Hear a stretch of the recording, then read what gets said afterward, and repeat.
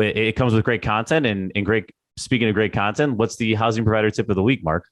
Yeah, for sure. So we talk a lot about, and we've talked about it here before in previous tips about the gutters and the leaves this time of year. But the other thing that gets overlooked is the drains. So especially if you have a Chicago property, you got the drains that might go between the buildings, the drains at maybe in your back door on your basement access.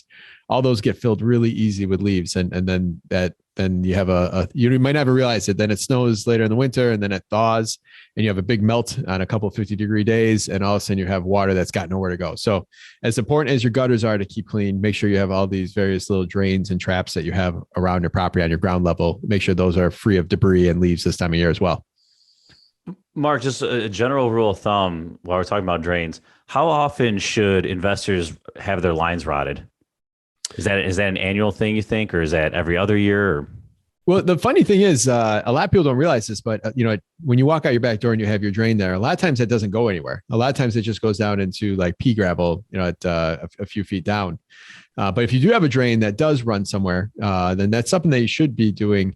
I mean, there's best practices around people. You have the couple different drains for your traps and stuff like that, doing that at least every couple of years.